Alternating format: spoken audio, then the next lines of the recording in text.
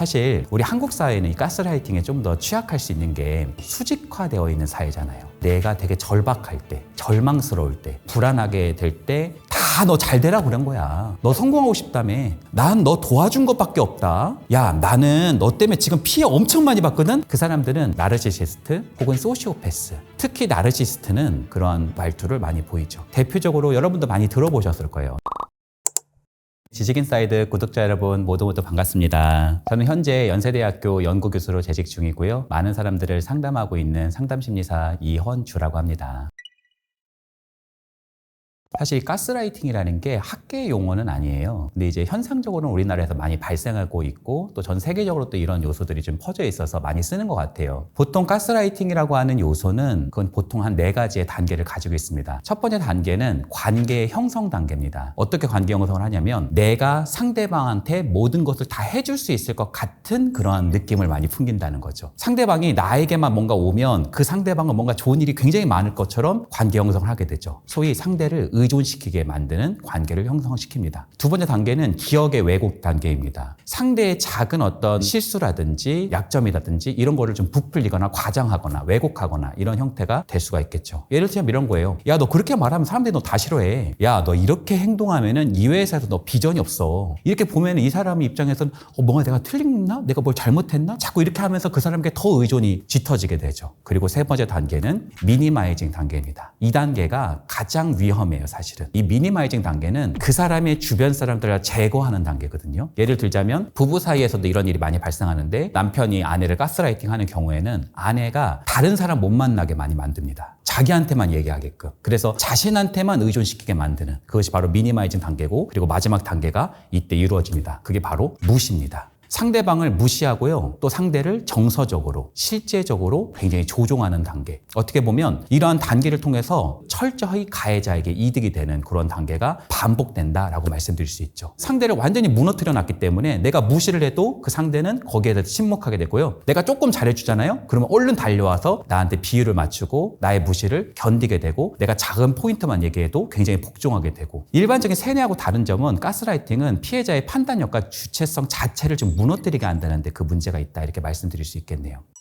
사실 우리 한국 사회는 이 가스라이팅에 좀 더 취약할 수 있는 게, 한국 사회는 좀 서열화되어 있고 수직화되어 있는 사회잖아요. 그러니까 가스라이팅의 조건이 바로 수직적 관계에서 형성된다는 거죠. 예를 들자면 이런 겁니다. 권력이 많은 사람과 권력이 적은 사람, 돈이 많은 사람과 돈이 적은 사람, 직함이 굉장히 높거나 직함이 좀 낮은 사람, 이런 어떤 힘의 불균형 사이에서 가스라이팅은 일어난다라고 말씀드릴 수 있고, 또 가스라이팅을 자꾸 당하는 사람들은 좀 어떤 면에서는 좀 의존적인 사람들, 다른 사람이나 조직이나 집단 이런 거에 좀 맞추는 사람들이라고 말씀드릴 수 있겠네요. 여기서 되게 주의해야 되는 것은 내 판단력을 흐리고 어떤 면에서는 자꾸 자신에게 의존시키게 하는 사람이 있는지를 한번 여러분들이 면밀하게 검토해 보셨으면 합니다.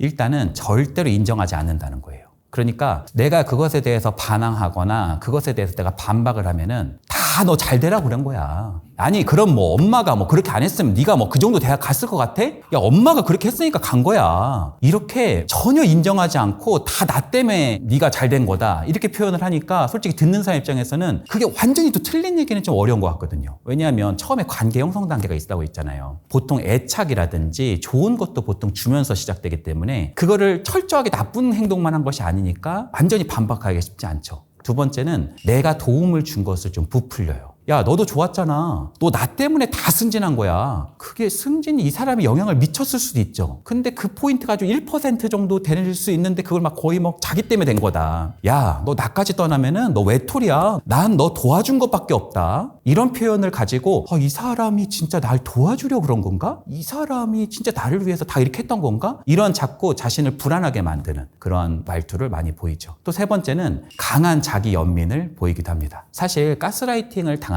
피해자분들은 공감 능력도 높고 관계적인 어떤 토대가 굉장히 높은 사람들이 많이 있어요. 그런 것들이 어떻게 보면 자기 연민을 얘기하고 있는 그 가해자에게 굉장히 휘둘리게 되는 하나의 패턴이 될 수 있다는 거죠. 예를 들자면 내가 너 때문에 이만큼이나 희생했어. 야, 나는 너 때문에 지금 피해 엄청 많이 받거든? 근데 네가 나한테 이럴 수 있어? 난 잘못한 거 하나도 없다.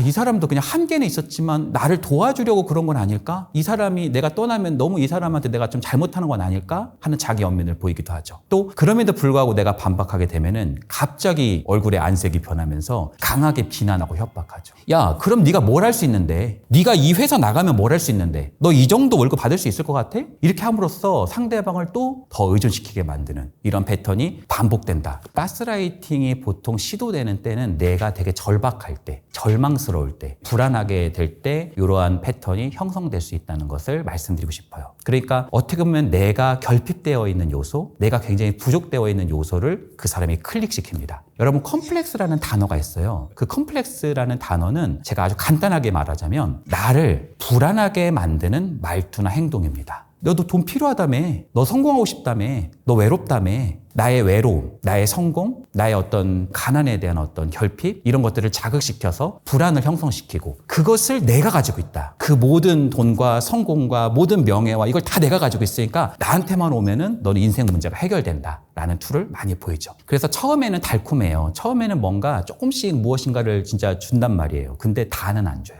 어떻게 보면 부모님이 엄청난 사람이에요. 아버지가 사업을 해가지고 대단합니다. 아들을 독립을 시키지 않는 거예요. 성인이 됐는데도 자꾸 아버지 일만 돕게 만듭니다. 그걸 가지고 계속 비난하고 무시하고 너는 멍청인데 내 사업 때문에 너는 붙어 있는 거다. 이렇게 표현하면서 지금 굉장히 이제 위축돼가지고 굉장히 이 사람이 조금 침울해져 있으면 와가지고 뭐 하나 선물을 하나 주는 거예요. 엄청나게 깬 다음에 차 하나 사주는 겁니다. 근데 그게 아들 명의로 사주는 게 아니라 리스입니다. 리스. 이런 토대가 어떻게 보면 상대를 더 의존시키게 만드는 패턴들이 일어나죠. 이런 것들이 궁극적으로 진행되면 스스로에 대한 확신이 계속 떨어지고요. 자존감이 계속 저하되기 시작합니다. 그리고요, 내 주위에 아무도 없는 것 같고 이 사람이 너무너무 싫어질 수 있잖아요. 답답하고. 그럼에도 불구하고 상대를 더 의존할 수밖에 없어요. 왜냐하면 나는 약해. 나는 아무것도 할 수 없어. 라고 그 사람이 사실 말한 건데 그런 생각이 자꾸 들어가게 되죠. 그렇게 되면서 착취가 더 심해진다라고 말씀드릴 수 있겠네요. 제가 사실 임상에서 가장 많이 보는 경우는요, 가스라이팅 하는 사람들이요, 동반 의존하려고, 그러니까 의외로 사랑과 우정이라는 이름으로 그렇게 하는 경우가 많다는 거예요. 그 사람들은 누군가를 내게 이렇게 의존시키게 함으로써 관계를 형성하는 것을 패턴으로 하는 겁니다. 그러니까 관계는 짝이 있어요. 의존하는 사람이 있으면 의존시키는 사람이 있는 거죠. 그리고 굉장히 무능력한 사람이 있으면 능력이 굉장히 많아 보이는 사람이 있는 거죠. 그런 것처럼 어떻게 보면 가스라이팅의 피해자도 의존을 하게 되잖아요. 근데 이 가스라이팅을 하는 사람들도 그 사람을 의존시키게 함으로써 이 사람과 동반 의존하고 있는. 그래서 이 사람이 떠나면 나도 안 되는 거예요. 예를 들면 이렇게 한번 생각해 볼게요. 어떤 아버지나 어머니가 아이에게 있어서 가스라이팅을 한다고 한번 생각해 보세요. 근데요, 이 사람은 의식적으로는 가스라이팅 한다고 생각하지 않을 겁니다. 난 사랑이라고 생각할 가능성이 높아요. 근데 왜 아이를 그렇게 가스라이팅하고 있었을까요? 아이를 떠난다는 것이 너무나 두렵고 불안하기 때문에 그렇다는 겁니다. 친구를 왜 가스라이팅 할까요? 부하 직원을 왜 가스라이팅을 할까요? 그 사람이 떠나는 것이 너무 불안하기 때문에 그 사람의 다른 사람들을 다 막고 나한테만 자꾸 의존하게 만들고 나한테만 항상 연락하게 만들고 이런 패턴들이 일어나게 된다. 그래서 동반 의존 형태가 상당히 많이 있다. 관계는 상보적인 특성을 많이 가지고 있다라고 말씀드릴 수 있겠네요. 그리고 또 다른 경우에는 상대에게 의도를 갖고 상대를 가스라이팅하는 사람들도 있습니다. 대표적으로 여러분도 많이 들어보셨을 거예요. 나르시시스트 혹은 소시오패스. 특히 나르시시스트는 정서적인 착취의 최고봉이다. 이렇게 말씀드릴 수 있겠네요. 여러분 혹시 흡혈귀라든지 강시 이런 거 보신 적 있으세요? 그런 거 보면 항상 다른 사람의 피를 빨아먹고 살아가잖아요. 특히 우리가 드라큘라 같은 거 보면 굉장히 매력적으로 보이잖아요. 근데 그 사람에게 가면 죽는 거잖아요. 흡혈귀의 특징이 반드시 피를 빨아먹고 그 피를 빨아먹게 하는 특징은 항상 위장하고 뭐든지 내가 잘해줄 수 있을 것 같고 괜찮은 것 같은 그런 특징을 보인다는 거죠. 소위 유혹하지만 결코 상대에게 원하는 것을 다 주지 않는다. 오히려 들어오게 내주는 순간 나가는 문은 없다. 이렇게 말씀드릴 수 있겠네요. 여러분 한번 생각해 보시겠어요? 돼지를 왜 키우나요? 잡아먹으려고 키우는 거죠. 그러니까 내가 다 해결해 줄게. 이거를요 한번 생각해 보셔야 돼요. 여러분들 의심을 한번 해보셔야 돼요. 이 사람이 다 내 걸 해결해 주는데 이게 가능한 걸까요? 그리고 그렇게 그 사람이 선한 사람일까요? 그런 능력이라든지 그런 의도가 100% 그런지는 한번 여러분들이 따져보시는 것이 매우 중요할 수 있다. 이렇게 여러분에게 말씀드릴 수 있겠네요.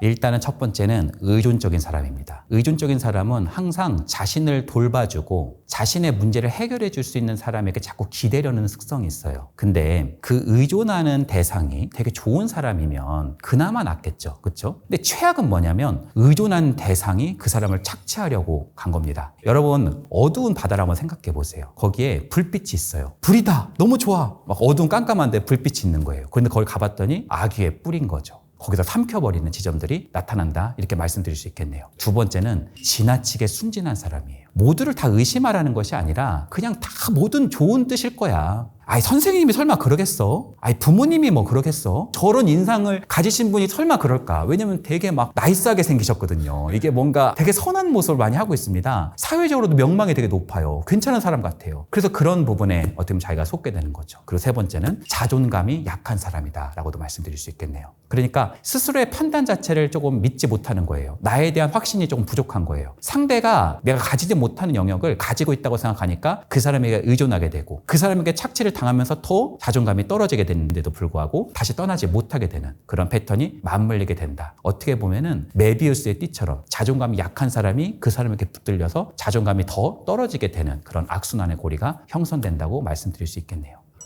첫 번째는 내 주위의 관계가 자꾸 사라지고 있는지는 아는지 한번 살펴보세요. 그러니까 내가 만나는 사람이 거의 그냥 굉장히 반복되어 있는 소수의 사람이고 그 소수의 사람 중에 어떤 특정한 사람들에게 내가 자꾸 의존하고 있는 것은 아닌지 한번 생각해 보시면 좋습니다. 그리고 두 번째는 내가 자꾸 독립성이 사라지고 있는지를 한번 살펴보시는 것도 좋습니다. 그러니까 내가 주체성이라든지 내가 선택하는 거라든지 내가 두 다리로 서는 것이 거의 없이 작은 것도 그 사람에게 자꾸 물어봐서 해야 되는 건 아닌지. 예를 들어서 내가 이미 회사에서 과장이에요. 근데도 내가 뭔가 내 스스로 결정하지 못하고 자꾸 내가 상부라든지 상사에 내가 자꾸 지시를 받아서만 움직여야 된다고 생각을 하는 거예요. 그러니까 마치 내가 결정할 수 있는 것이 거의 없이 내가 마리오네트처럼만 자꾸 움직이고 있는 것은 아닌지를 한번 살펴보셔야 됩니다. 일단 가스라이팅이라는 게 불명료한 부분이 있어요. 그래서 상대는 나를 도와주려고 그랬던 부분도 있을 수 있단 말이에요. 근데 그럼에도 불구하고 여러분들이 그런 상황 속에서 내 독립성이 계속 훼손되고 있고 내 주체성이 자꾸 사라지고 있고 내가 그 사람에게만 자꾸 의존되고 있는 부분이 있고 더 나아가서 그것이 굉장히 불편해지고 있고 그 고립되어지는 측면들이 점점 가속화되고 있다면 여러분이 어떤 면에서는 이러한 신호가 있지 않은지 한번 의심해 볼 필요가 있고요. 가스라이팅은 가장 중요한 해결책은 첫 번째로 말씀드리자면 단절입니다. 손절이에요. 그 사람하고 붙어서 뭘 얘기하고 하면요. 그 사람이 완전히 안 대해준 건 아니에요. 완전히 안 잘해준 것도 아니란 말이에요. 어느 정도는 사랑도 줬어요. 그래서 그걸 갖고 여러분에게 말로 회유를 한다든지 여러분을 설득하려고 하는 경우들이 많을 수 있기 때문에 사실은 그 사람하고는 어떻게 보면 단절과 손절이 가장 좋은 방법이다라고 말씀드릴 수 있어요. 근데 그럼에도 불구하고 공동체 속에 있어서 그 사람을 완전히 단절하고 손절하기가 어려울 수 있어요. 그럴 때는요. 작은 것을 조금 거절해 보는 것이 필요합니다. 예를 들자면 이런 겁니다. 좋은 제안인데요. 조금 생각해 볼게요. 사실 우리가 완전히 통제하고 있는 것은 즉시 응답하는 거란 말이에요. 그럼 반대로 말하자면 좋은 제안인데 제가 좀 생각해 볼게요 라고 뜸을 들이는 거는 어떻게 보면 그 사람의 통제, 그 사람의 지배를 벗어날 수 있는 행동입니다. 그리고 내가 조금 더 힘이 생기면요. 이렇게 한번 해보시겠어요? 아니요. 감사한데 제가 할게요. 이렇게 표현하는 겁니다. 사실요. 누구도 여러분의 입에다가 밥을 넣어줄 수는 없습니다. 여러분의 문제를 다른 사람이 해결해 줄 수 있다는 것은 큰 오산이에요. 그래서 여러분의 것을 여러분이 스스로 해보는 연습을 해보셔야 됩니다. 작은 것부터 자꾸 해준다고 할 때요. 해주면 좋은 거 아닌가? 이렇게 끌려 들어가지 마시고 작은 것부터 내가 해본다고 표현해보는 연습을 해보시는 게 좀 중요할 수 있습니다. 그리고 세 번째는 그 사람이 얘기하고 있는 충고라든지 비난이 맞는지 자꾸 딴 사람한테도 물어봐 주세요. 딴 친구라든지 합리적인 다른 사람이라든지 아니면은 뭐 정신건강에 관련된 전문가라든지 그런 사람들을 자꾸 만나셔서 그 사람이 진짜 말이 맞는지를 아닌지를 좀 따져보는 연습도 필요할 수 있죠. 어떤 면에서는 그 사람에 대한 맹신에서 약간의 의심이 틈탈 수 있는 한 지점이다라고도 말씀드릴 수 있겠네요. 그리고 네 번째가 있어요. 그 사람이 지배권이 있는 조직이나 공동체에서 조금은 떨어져 보는 것도 방법입니다. 그러니까 그 사람이 엄청나게 지배권을 형성하고 있는 학교, 뭐 가정, 회사, 뭐 종교 이런 곳에서 그 하나의 공동체만 내가 너무 많은 시간을 막 가지고 있다면 거기를 조금 떠나보는 것도 필요합니다. 왜냐하면 거기는 그 사람의 통제권이 영향을 미치는 곳이기 때문에 그 사람이 굉장히 절대적인 위치를 많이 가지고 있는 경우들이 많거든요. 그래서 지배권이 강한 곳에 있으면 나는 자꾸 그 사람 말을 따라야 될 것 같은 그런 숨도 못 쉴 것 같은 답답함이 나한테 임할 수 있습니다. 그래서 사실은 거기를 좀 떠나야 숨도 트고 다른 사람들도 만나고 좀 다른 생각도 할 수 있고 다른 경험도 해볼 수 있으니까 조금 다른 장소를 자꾸 경험해보고 다른 사람을 좀 만나고 그 안에서 내 힘을 자꾸 키워보는 것이 필요할 수 있다라고 말씀드릴 수 있겠네요. 사실 이런 게 있어요. 나르시스트들에게 내가 반박을 한다, 팩트를 얘기해 준다, 그러면 해결책이 될 거라고 생각하는 경우들이 있는데 그런 경우는 거의 존재하지 않는다고 말씀드릴 수 있겠네요. 왜냐하면 나르시스트가 자기애를 계속 다른 사람 거를 빨아들이는 사람이잖아요. 그렇죠? 그럼 여러분 한번 생각을 해보죠. 내가 자기애가 엄청나게 높아요. 그러면 상대방을 내가 빨아들일 필요가 있을까요? 사실 빨아들인다는 거는 내가 자기애가 굉장히 취약하다는 겁니다. 그래서 나르시스트를 원래 정확한 병명은 자기애성 성격 장애거든요. 그러니까 자기애가 굉장히 떨어지는 거예요. 빈수레가 요란한 거죠. 근데 너 능력도 없잖아. 너 아무것도 아니잖아. 이렇게 표현하면 어떻게 될까요? 내 안에 숨겨져 있는 엄청난 수치심이 올라옵니다. 이게 바로 나르시스틱한 분노를 일으킵니다. 그래서 내가 이 사람을 만약에 지적하고 비난하고 이 사람을 비판하고 대항하면 그 사람에 대한 완전히 부셔버리고 싶고 그 사람을 완전히 파괴해버리고 싶은 강한 분노가 올라올 수 있습니다. 여러분이 그런 대상이 될 필요는 없겠죠. 그렇죠? 사실 우리가 꼭 그 사람하고 맞설 필요는 없단 말이에요. 그래서 그 사람하고는 거리를 유지하되 그 사람의 말이 다 맞지 않잖아요. 그렇죠? 여러분을 보호할 수 있는 측면들을 잘 구축하는 것이 더 나을 수 있겠다. 이렇게 말씀드릴 수 있겠네요. 구아건 가수분해물은 혈당과 콜레스테롤을 집중 케어할 수 있는 100% 식물성 성분인데요. 위에서 보시는 것처럼 플라스보군 대비 섭취군의 공복 혈당이 19.5%로 감소하였고 총 콜레스테롤은 14.7% 감소하는 등 유의미한 개선을 보여줬습니다. 혈당 조심하시는 분들은 다른 성분이 섞이지는 않았을지 굉장히 예민하실 텐데요. 오늘 소개해드리는 제품은 100% 식물성 단일 원료로 바로 구아건 가수분해물만 들어있다고 하네요. 부가적으로 장 건강과 배변 활동에 도움을 주는 기능성도 있어서요. 4가지 기능성이 있는 프리바이오틱스는 구아건 가수분해물이 유일하다고 하네요. 써너이버 구아건 프리바이오틱스는 건강기능식품입니다. 건강기능식품 따로 챙겨 먹기 굉장히 힘이 든데요. 밥 지으실 때 쌀, 잡곡과 섞으셔도 되고요. 뜨거운 커피에 넣어도 원료가 가진 기능성을 그대로 누릴 수 있다고 하니까요. 챙겨 먹기가 굉장히 쉽죠. 마지막으로 미국 FDA 글라스 인증까지 받았다고 하는데요. 전 세계적으로 인증도 보유하고 있다고 하니까요. 부모님께 선물로 드리는 건 어떨까 싶습니다. 오늘 이 영상 더보기란, 댓글, 커뮤니티 탭을 통해서 단 일주일간 특가의 써나이버 제품을 체험해보실 수 있도록 판매 링크 열어두었다고 합니다. 네이버 쿠팡 최저가보다 저렴하니까요. 이번 기회에 꼭 한번 경험해보세요.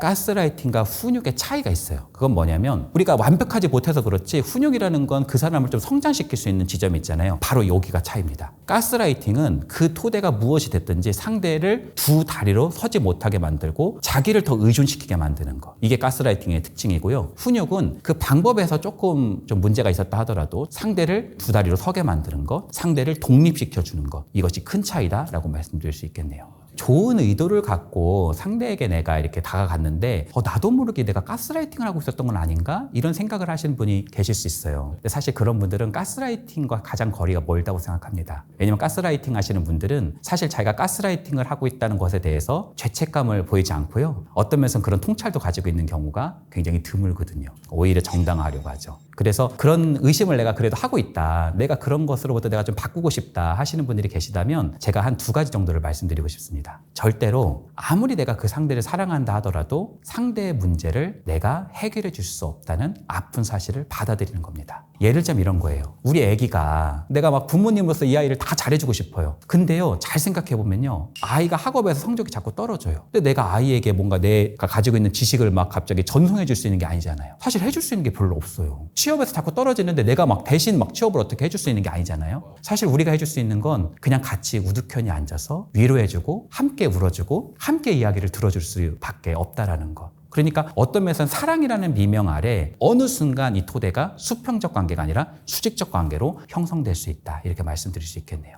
그러나 그 사람을 일으켜 세우면 안 돼요. 주저앉았을 때 그 사람과 함께 주저앉아서요. 내가 손잡아서 다 일으켜주는 것이 아니라 따뜻한 배경이 되어주기. 어떤 면에서 울타리가 되어주기. 그 사람에게 혼자 일어설 수 있는 토대가 여기 있음을 알려주고 그 사람이 혼자 두 발로 우뚝 서서 가는 것을 바라봐주고 그렇게 섰었을 때 함께 박수 쳐주고 함께 웃어주고 함께 기뻐해주는 것. 이것이 바로 가장 중요한 사랑의 표현이다라고 말씀드릴 수 있겠네요.